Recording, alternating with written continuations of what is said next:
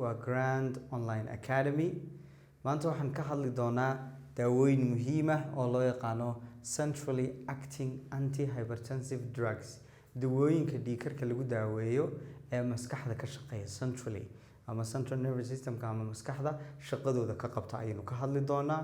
Intaanan casharkeenan bilaabin waxa aan idinka codsanayaa inaad videogan sii share gareysaan si aad ula wadaagtaan asxaabtiina iyo ehelkiina oo uu gaadho qof kasta oo u baahan si uu uga faa'iideysto videogan.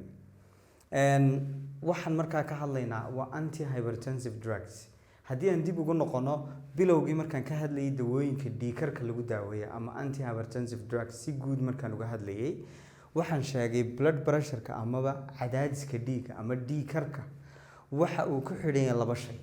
waa cardiac output-ka oo ah xaddiga dhiigga ee wadnuhu uu tuurayo minute-kii iyo total peripheral resistance oo ah cadaadiska uu dhiiggu kala kulmayo xididada. labadaasoo isku biiray ayaabaa keena blood pressure ama midkood ayaa keena. marka dawooyinka dhiigkarku waxay yareynayaan labadan mid ka mid ah ama labadoodaba. marka intaa haddii aan markaa hordhac guud kaga imaado dawada la yidhaahdo dawooyinka centrally acting antihypertensive drugsku waxa waa laba. waa dawada la yidhaahdo clonidine iyo methyl dopa oo sidoo kale loo yaqaano aldomate amaba alpha methyl dopana waa la yidhaahdaa. marka labadaa dawo ayaa la isku yidhaahdaa centrally acting antihypertensive drugs. sidee u shaqeeyaan? This is very important. siday u shaqeeyaan dawooyinkan waxa weeye waxaynu soo hor qaadan doonaa dawada la yidhaahdo clonidine. dawada la yidhaahdo clonidine baynu soo qaadanaynaa.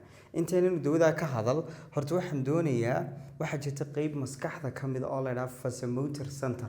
waxa weeye waa xarunta kantaroosho blood pressure-ka ee maskaxda. maxay soo deysaa qeybtani? waxay soo deysaa maadada la yidhaahdo norepinephrine. norepinephrine bay soo deysaa. marka this waxa weeye waa nerveski ku yaalay maskaxda vasomotor center-ka maskaxda ku yaalay. maxay soo deynayaan perisynaptic nerve-ku ama ka hore wuxuu soo daayaa norepinephrine. norepinephrine waxay stimulate garaysaa ama ay carisaa postsynaptic marka fariintii baa gudbaysa. fariintii markay gudubto waxay dawooyinka waxay markaa gaadhaysaa xididadii oo markaa norepinephrine maxay samaysaa in xididadii jidhku ay isku soo ururaan. haddii xididadii jidhku isku soo ururaan maxaa badanaya? waxaa badanaya total peripheral resistance-ka ama xididadii cadaadiskii baa badanaya. marka waxa weeyaan sidee bay u shaqo marka norepinephrine la soo daayo halkan waxa weeye waa synaptic cleft waa synapse-ki halka markay kusoo shubanto waxay carinaysaa postsynaptic. haddaba markay postsynaptic-ka norepinephrine fara badan cariso qeyb ka mid a norepinephrine-tan ayaaba waxay ku dhegtaa receptor kale oo halkan ku yaala oo la yidhaahdo alpha 2 adrenoreceptor. markii alpha 2-ga ku dhegto maxay samaynaysaa? waxaa la joojinayaa norepinephrine-tii faraha badnayd. macnaheedu waxa weeye intii loo baahnaa markay gudubto si aan qeybo kale oo dheeraada loo soo deynin waxaa la xanibayaa norepinephrine release. sidee loo xanibayaa? waxa markaa ay norepinephrine-tii faraha badnayd ee halkan ku fara badatay ay carinaysaa ama ay ku dhegaysaa alpha 2 adrenoreceptor-kii. markay receptor-kii ku dhegto maxaa la joojinayaa? in norepinephrine kale oo dheeraada la soo daayo. That's very important. marka waxaa la yidhaha nidaamkan waxa weeye waa auto inhibition. norepinephrine-tii lafteedii ayaaba iyadii isxanibaysa. haddaba dawada la yidhaahdo clonidine inta haddaad ila soo fahamteen sidii norepinephrine-tuba ay u joojinaysay in mid kale la soo daayo ayaa waxay ku dhegaysaa alpha 2 adrenoreceptor-kii. alpha 2 adrenoreceptor hadday ku dhegto maxaa dhacaya? there will be no release of norepinephrine. ma jiraan wax norepinephrine oo dambe oo la soo deynaya. haddii norepinephrine la soo deyn waayana norepinephrine maxay qaban jirtay? xididada dhiigga isku soo ururinaysa. haddii marka iyadii la soo deyn waayo xididada dhiigga way kala baxayaan.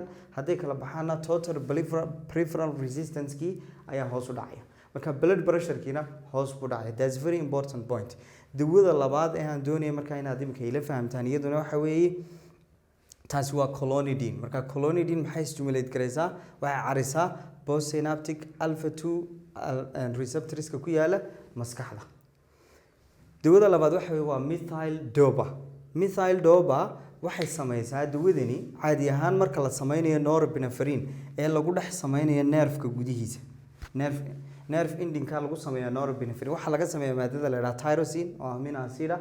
tyrosine baa loo bedelaa dopa ayaa waxaa loo bedelaa dopamine. Dopamine-tii ayaa waxaa markaa la dhexgeliyaa halkan waxaa ku yaala vesicalkaas marka dopamine la dhexgeliyo vesicalka gudihiisa ayaa dopamine waxaa loo bedelaa norepinephrine. haddaba dawadan la yidhaahdo alpha methyl dopa ama methyl dopa maxay sameynaysaa? waxay bedelaysaa doobadii oo waxay ku dhejinaysaa methyl. marka alpha dopa methyl dopa ka dhigaysaa. methyl dopadii waxay sii noqonaysaa methyl dopamine, maaha dopamine-tii caadigii.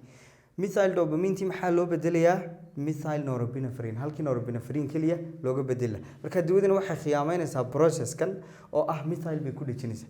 haddaba methyl norepinephrine-ta soo baxda waa halkan u socdo ayaa waxay si xooga ugu dhegtaa receptor-kii oo halkan ku yaalay ee ahaa alpha 2 adrenoreceptor. markii receptor-kii ku dhegto maxaa dhacaya? nidaamkii oo dhan wax dambe oo norepinephrine oo la soo deynayaa ma jiro. marka disease waxay potently u xanibtaa marka ay u carisaa marka alpha 2 adrenoreceptor-kii. alpha 2 adrenoreceptor haddii lagu dhegana macnaheedu waxa weeye looma baahna in norepinephrine iyo wax dambe la soo daayo. marka sidaasay u shaqaysaa methyl dopana. clonidine iyo methyl dopa labaduba waxa ay ku dhegayaan alpha 2 adrenoreceptor-ka. marka alpha 2 adrenoreceptor lagu dhegana ma jiraan norepinephrine dambe oo la soo deynaya. that's very important. waxaan markaa kusoo gabagabayn doonaa sidani waa mechanism of action kawana inta ugu muhiimsan. dawooyinkani maxay side effects leeyihiin? maadaama ay maskaxda ka shaqeynayaan waxay leeyihiin drowsiness dawaqaad, waxay leeyihiin lethargy tabcaan iyo dry mouth afka oo qofka qalala. dawada la yidhaahdo methyl dopa waa dawooyinka ugu wanaagsan ee lagu daweeyo dhiigkarka hooyada uurka leh xilliga pregnancy-ga ama uurka markuu dhiigu blood pressure-ku aada u sareeyo, waayo side effects-keega ayaa yar ay ilmaha yar ku keenaysa marka ama dhibaato ilmihii ku keeni mayso. that's why marka methyl dopa aada loogu isticmaalo hypertension in pregnancy. marka cashirkani halkaas ayuu inoogu joogaa. si aad marka cashirkan oo faahfaahsan aad u heshid waxaad markaa kusoo biri doontaa classyo bilow oo pharmacology oo markaa ka socda Grand Online Academy. aad iyo aad baa idiin salaamaya. qofkii xiisanaya inuu kusoo biro classkan pharmacology ee bilaabmaya wuxuu markaa la soo xiriiri doonaa nambarada hoos ku qoran insha Allah. aad iyo aad baa idiin salaamaya.